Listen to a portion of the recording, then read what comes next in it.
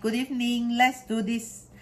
Actually, though I love to work, but I also like to play. So on weekend, normally I spend time with my daughter, and now today, she says she want to watch me do this taping. So I'll do it for her. As you know, I was halfway reading through Meta-Human, but the problem is not the problem. It's just that it's too deep for me.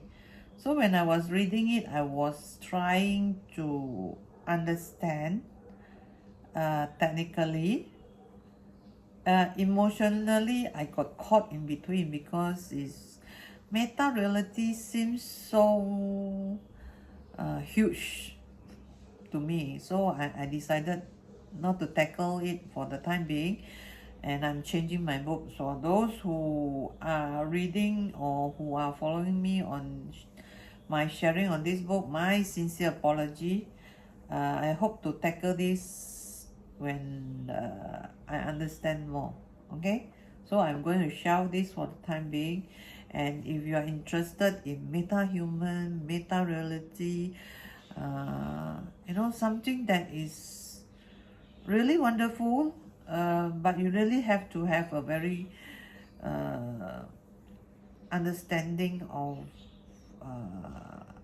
metaphysics, I would say, in order to know more. I mean, to me, okay? So I'm going to change this to this book. Choose the life you want. Sound more interesting, right? Because this is more to my topic. Meta is too big for me at the moment. This is by Tal Ben-Shahar, PhD. Okay, I hope I read it right. Now let's start. Normally I will start with reading the foreword, and also either that or the introduction. But let me just see what he have here. Okay, let's go for the introduction. He started the introduction with a quote from Eleanor Roosevelt. One's philosophy is not best expressed in words. It is expressed in the choices one makes. In the long run, we shape our lives and we shape ourselves. The process never ends until we die. Well, it brings me back to meta-human. We don't actually die if you really understand something about meta-human. It's a wonderful thing. Anyway, back to here. And the choices we make are ultimately our own responsibility. So right, for over a decade, I have been writing and lecturing in positive psychology, bringing ideas from the science of happiness to college students, at-risk populations, corporate executives, and government leaders. Ever since I started on this path, the goal of my work has been to translate rigorous research from the social sciences into accessible and actionable ideas that can help individuals, organizations, and communities flourish. My initial interest in positive psychology came from my own desire to lead a happier, more fulfilling life. For me, a key component of well-being has always been achieving a reasonable level of work or life balance, and over the years I have found ways to be more or less strike this balance. Then the financial crisis hit. Oh, sad, right? Banks were failing, once thriving companies were barely surviving, funding for programs was drying up, and people were losing their homes and livelihood. Well, this is what is happening. The pandemic in 2020 carrying down to 2021. We are in January 2021. Even among those who were fortunate enough not to have taken a severe hit, many were losing confidence in a world that no longer seems as stable and secure. More than ever, my clients needed what positive psychology could offer. Help in building resilience, in maintaining the motivation that can sustain individuals and organizations through the difficult time, and whenever possible, in bringing hidden opportunities to light. I found I couldn't say no to client in crisis, and the balance that until then I had been able to maintain between my personal and professional lives was lost. I was consulting to a high-tech company in Paris, delivering a workshop to doctors in Hong Kong, lecturing at a New York high school, participating in brainstorming sessions about the changing market in Tel Aviv, generally appearing wherever and whenever I thought positive psychology could help mitigate some of the effects of the crisis. Good news for you now, everything can be done virtually. So it's just a click of a button. I think in the time of crisis, we are still the lucky one. Even when I was at home, I was regularly having conference calls across time zones long into the night. After a year of going more or less non-stop, I was exhausted and burnt out. I realized just how drained I was one night while preparing to lead an intensive 3-day program, one that I knew would require me to push my clients hard to find a delicate balance between realism and optimism, between acknowledging a painful present and envisioning a brighter future. Usually, I am excited about taking up a new challenge, but this time I was not looking forward to it at all. I simply could not imagine how I would get through the next few days. I tried to give myself a little pep talk, but this time it didn't work, and neither did the other methods and techniques that had helped me in the past. I have no energy and no motivation. It seems that if I wanted to go ahead with the program, the only options was to simply force myself through it. I've done it before and I could do it again. I would have to. I have no choice. With this uninspiring thought, I went to bed feeling even worse. Not only was I unhappy about what the days ahead seems to hold in store, I was disappointed in my own failure to imagine a more inspired solution to the problem. I hadn't solved the problem. I had simply resigned myself to living with it. And then, just I was drifting into sleep, I thought, no, it's not true that I just have to suffer through the next few days. I have a choice. In that moment, I realized that to a great extent, how I would experience the next 3 days was up to me. I could choose the path of simply suffering through it, or I could choose an alternative path, one where I could draw energy from enthusiastic participants, from engaging in material I passionately believe in, and from reconnecting to my personal mission to make the world a better place through education. Choosing between the path of misery and the path of energetic engagement was a no-brainer.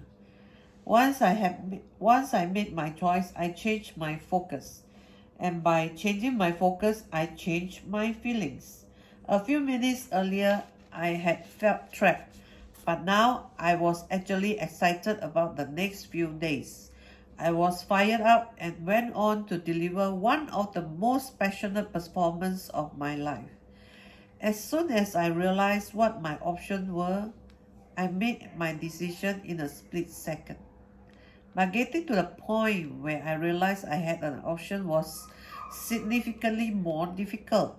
In other words, the choice was made possible and obvious only as soon as I became mindful of the fact that I actually had a choice.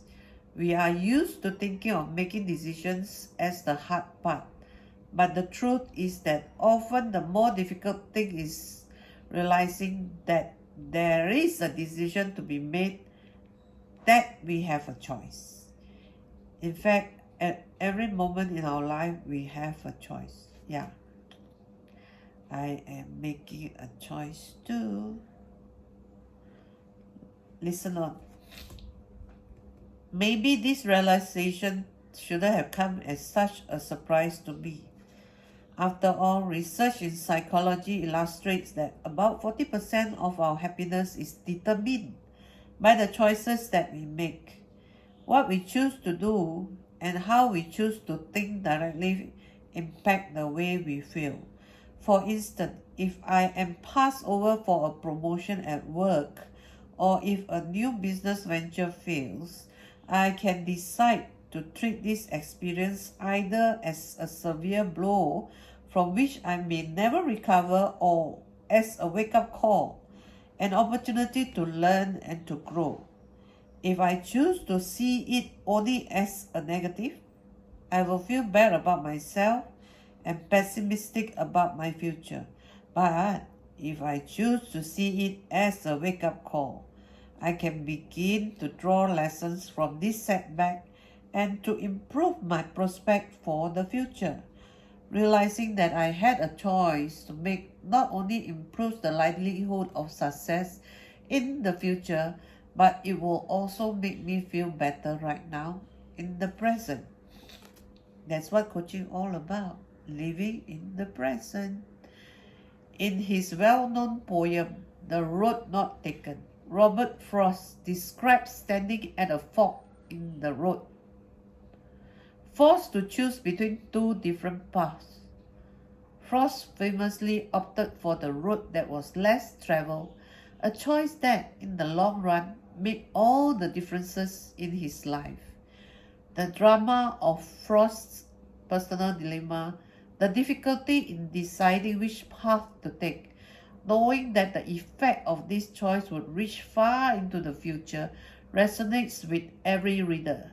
We have all been there, having to decide whether to commit to a particular relationship, what major to declare in college, whether to accept a job offer in another city, and so on. In these difficult moments, we try hard to make the right decision, doing our best not to be paralyzed by our own awareness of just how important it is to make the right choice, knowing that not to choose it is in itself a choice with far-reaching consequences. But the dramas of life's big decisions, which almost by definition are few and far between, should not hide the fact that in life we face choices all the time. Every moment of our waking life, we have faced choices whose cumulative effect on us is just as great, if not greater, than the effect of big decisions. I can choose whether to sit up straight or stoop, whether to say a warm word to my partner or give her a sour look, whether to appreciate my health, my friend, and my lunch, or to take them all for granted, whether to choose or to remain oblivious to the choices that are there for making. Individually, these choices may not seem important, but together they are the very bricks that make up the road we create for ourselves. Moreover, choices can create momentum by launching a chain reaction, a series of events or feelings whose impact is far greater than what you can foresee at the moment the choice is made. For example, if I feel gloomy and weary in the morning, I can decide to improve my mood by taking a few deep breaths, smiling, or bringing a spirit of play to whatever it is that I'm doing. Any of these choices can create a positive chain reaction, putting me in a cheerful mindset that lasts the entire day and triggers other positive experiences at work and home. Similarly, deciding to make an effort and truly listen to what a person has to say when first we sit for a meal together can positively impact the quality of entire conversation and even the relationship as a whole. Often because we can't see that we are at a fork in the road, that these choices in fact exist. We are unable to take advantage of them. Henry Ford once remarked, "Whether you think you can or can't, you are right." The same applies to choices. Whether you think you have a choice or not, you are right. In other words, the fact that you think you don't have a choice actually makes it so. The night before my lecture, when I felt exhausted and uninspired, I saw only one way to make it through the next day.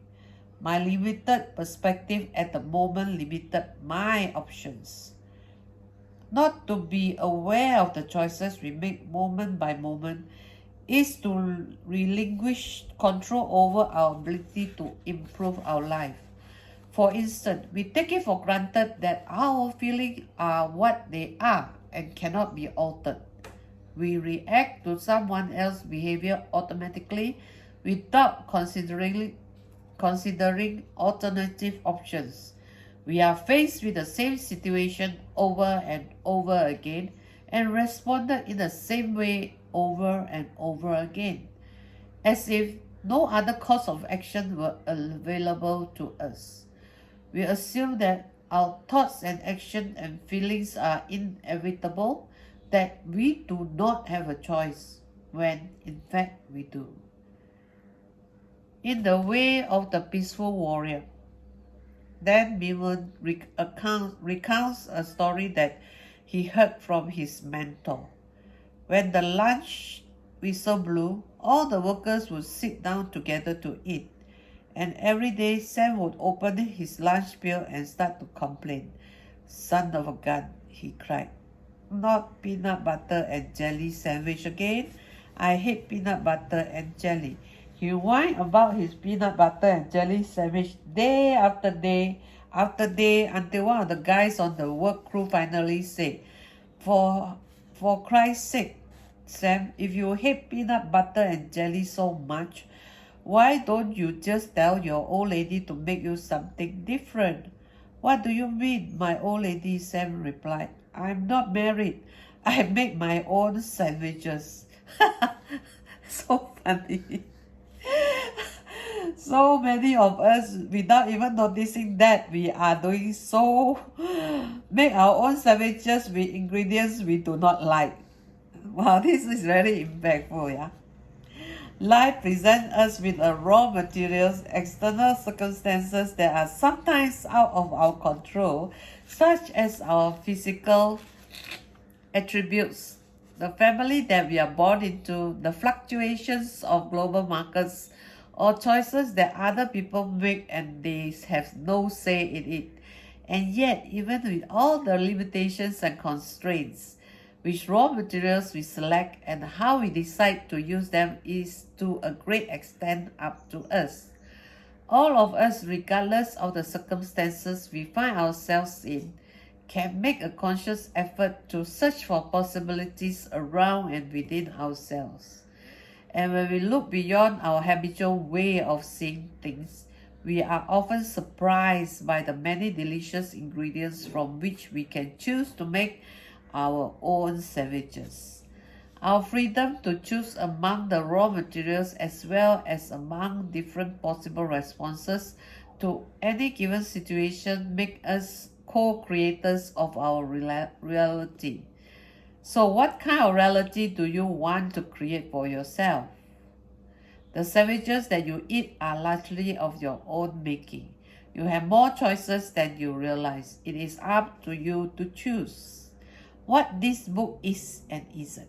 The aha moment that I had the night before the workshop made me realize that I could be playing a much more active role in creating the kind of life that I want for myself. By making a deliberate effort to expose possibilities that I would have previously overlooked, I opened up a world of opportunities. This small change in perspective had a major impact on my life, and that is why I decided to write this book.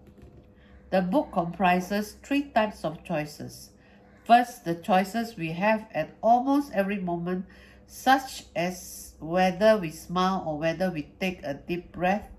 Second, choices that we have following a specific event, such as how we react to failure or whether we choose to compliment a colleague on a job well done. Third, choices that relate to big decisions in life, such as about the career path we decide to pursue or whether we choose to help and contribute to others. Third one is what I'm looking at. The book focuses mostly on the first two types of choices, although a few of the third kind are sprinkled throughout. This is not a book about ethical decision making or about providing you with the tools for making other types of difficult decisions.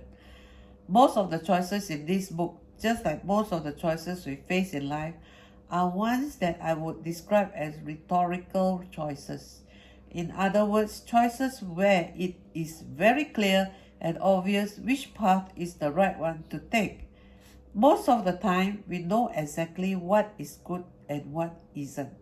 Whether it's about the way we sit or walk, the way we respond to failure or success, the way we communicate with our child or partner, and yet very often we do not practice what we know is good for us. Socrates claimed that to know the good is to do the good is unfortunately not true. This book is not about decision making in the sense of knowing what is right, but about decision making in the sense of doing what is right. Toward this end, I have two objectives. First, to help you become mindful of the actual choices that exist in your life, minute by minute and day by day. To choose to do what is right, you have to be aware of the fact that there is a choice to make. Second, to encourage you to act in the best possible way in the light of these choices that are available to you, to do the good once you know the good.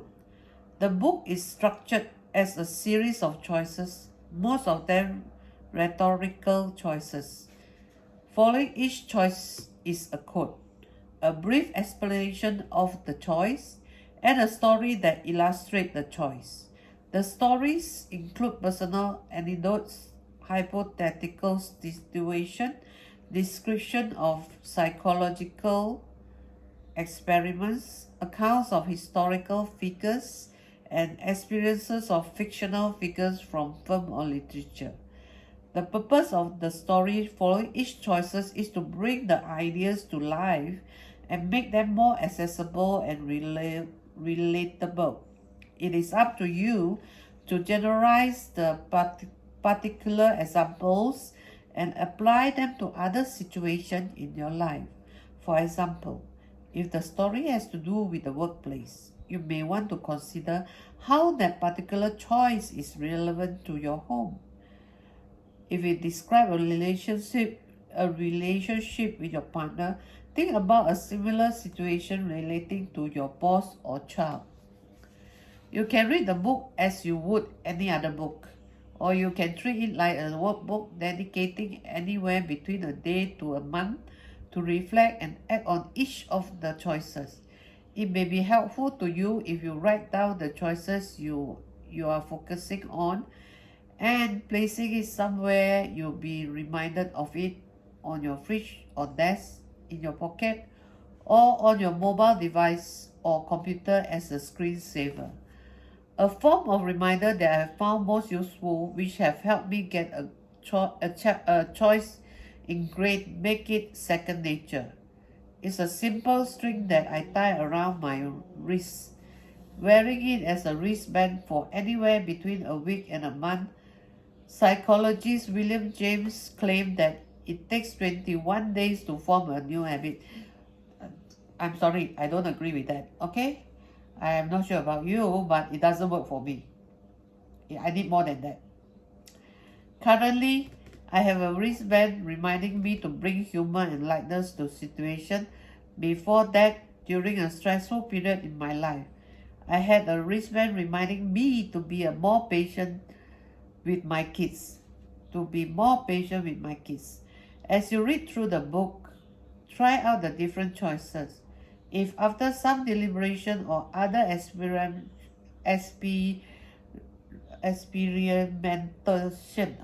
today my tongue twisted on this word. Anyway, you know what I'm talking about. A particular choice does not speak to you at all. Skip to the next one or repeat a choice that you have already dealt with. Return to the choice that you skipped at a later date to see whether something is there for you after all. You may want to select a few of the choices in the book as a subject for discussion at your book club or among your family and friends.